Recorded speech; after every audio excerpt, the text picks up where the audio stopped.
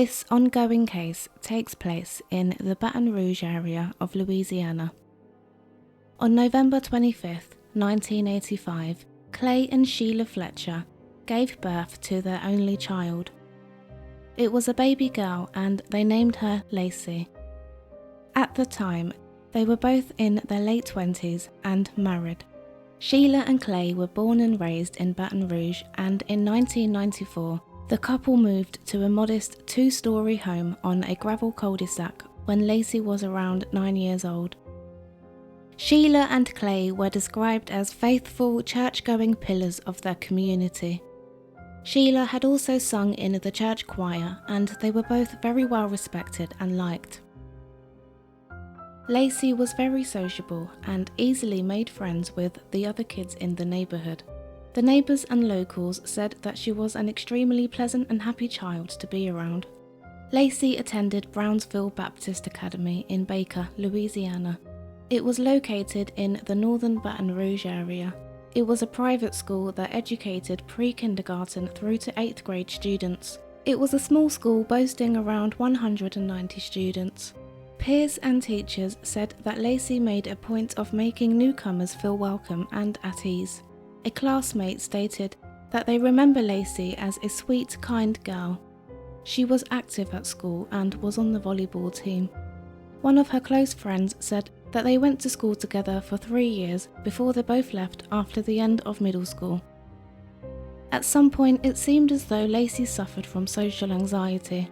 A classmate reported, "I knew she wasn't your typical teenager. She wasn't as mature as us. She still liked children things and not teenage things." Lacey began to retreat into isolation as her autism diagnosis accelerated, and it was the decision of her parents to homeschool her after 9th grade. Around this time, Lacey had been treated by a psychologist over a 3-year period in her teens for her social anxiety. The last time Lacey saw a doctor was when she was 16 years old in 2001. From childhood to around the age of 14, everyone said Lacey was a fun and normal kid. After that, she became isolated and didn't venture out of her family home. When Lacey was 21, a neighbour whose sons had gone to school with her saw her outside one day. He said she appeared fairly physically normal. She was always pretty thin, and she was exercising in the road with those small weights you carry. He described her jogging up and down the cul-de-sac that day. That would be the last time anyone would see Lacey alive. Around 5 years ago, the neighbour that had seen Lacey exercising asked Lacey's father how she was doing. He said, "How is Lacey? How's she doing? Has she moved off? Went to college or what?" Clay replied with, "No, she's still here, she's fine," and then swiftly changed the subject. The neighbour took him at his word and said that he had absolutely no suspicion about what actually happened at that house over the road. What happened at that house in regards to Lacey for the 12 years since anyone had seen her is completely unknown. The only 2 people who have the answers are Clay and Sheila.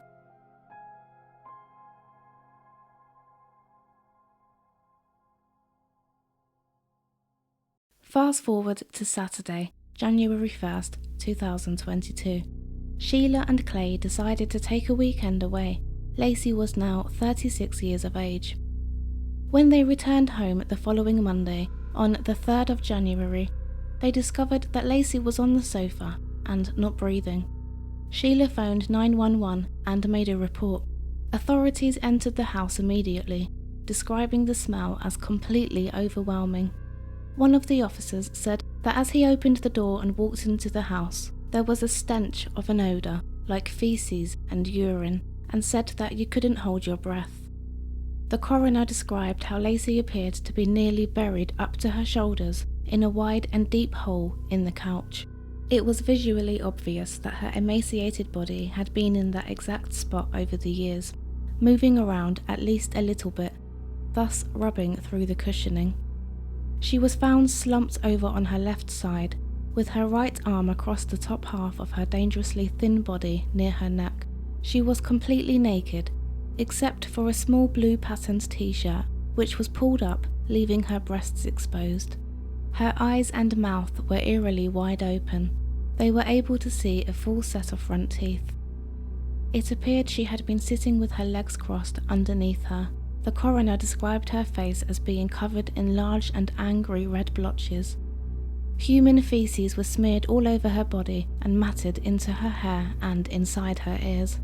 There were insect bites all over her body, and bugs, including maggots, crawled over her skin. No photo, apart from the sofa, has been published due to the horrifying graphic content. The brown leather sofa that she had been sitting on, which appeared to be a number of years, was alongside the wall with a gap from the wall of about 18 inches. Behind and under the couch was a large wet patch on the floor, which was believed to be urine. To the right, beside the couch, was a grey mobile toilet, as well as a neatly folded pile of clean clothing. In front of the couch was a low black table, covered in clutter, including a number of lotion bottles, talcum powder, a pack of wet wipes, and nasal spray. This could indicate that at some point her parents were at least looking after Lacey and her wounds. Found between the couch and the table were 2 stacks of children's DVDs, which Lacey would have watched.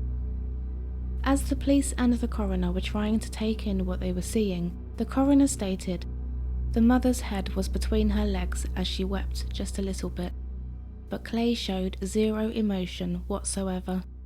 According to reports, detectives were told by Lacey's parents that their daughter had begun eating much less than usual, which is why she was so underweight. Once they got Lacey's body to the coroner's office for her forensic examination, more photos were taken. They then got more of a clearer picture of what had happened to her. She was emaciated, weighing just 96 pounds. Upon closer inspection, the skin on her bottom had literally been eaten away from the years that she hadn't moved from the sofa. There were large, raw yellowish areas where there was no skin.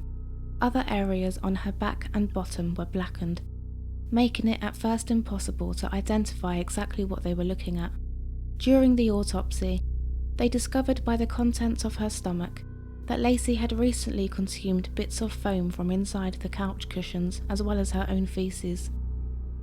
It was estimated that she had died between 24 to 48 hours before her mother called for emergency services.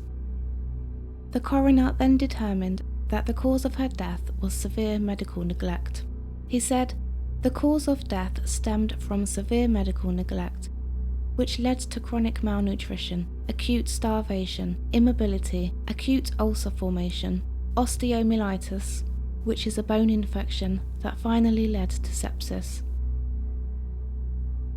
Sepsis includes fever, difficulty breathing, low blood pressure, rapid heart rate, and mental confusion. Her remains also tested positive for COVID. The coroner determined that Lacey had not moved from the couch for at least 12 years. When Sheila was asked why Lacey had not been off the sofa in over a decade, Sheila refused to answer and just stared ahead. She soon stated that Lacey suffered from social anxiety and severe autism. Clay and Sheila were adamant that Lacey was of sound mind to make her own decisions, adding that she never complained about her sores, and that Sheila would routinely clean them. They went so far as to say that Lacey flat out refused to leave the living room couch. They defended themselves by claiming to have brought Lacey her meals, but that she urinated and defecated on the couch because she was too scared to leave. She even refused to use the portable toilet, which was beside the couch. Her parents said that she was diagnosed with Asperger's syndrome, which is on the autism spectrum, though there is no evidence to suggest that Lacey received any medical care after the age of 16. It soon emerged that Sheila worked for authorities who might have helped her daughter, as she was a police and court clerk at one point in the small nearby city of Baker. She then moved on to be the assistant to the city prosecutor in Zachary, Louisiana. She also served on the City of Slaughter's Board of Aldermen. Sheila at the very least had adequate healthcare insurance and made enough to afford medical help for Lacey. So, why didn't she? It came down to decide whether Lacey's parents should be charged with manslaughter or murder.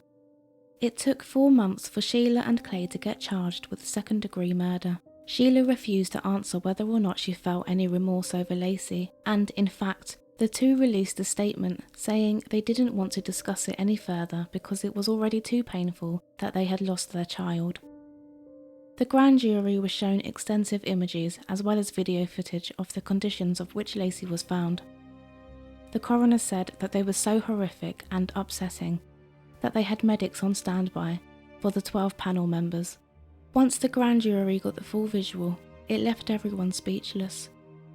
The coroner detailed how when he was presenting the case and showed the pictures and gave the timeline, the expressions of the grand jury was utter shock, like the clock on the wall never moved again. Sheila and Clay pleaded not guilty to second-degree murder of their daughter. They both made bail within 36 hours of being charged. The pair's release followed an order by a judge, setting the bond for each parent at $300,000. People that knew the couple said that they had no idea that anything like that was going on. Some even stated that they didn't even know they had a daughter. Clay and Sheila had returned from a 2-day trip to find their daughter not breathing and slumped into the disintegrated couch that she had occupied for so long. So this begs the question, was she alive before they left? Sheila and Clay are due to stand trial in February next year.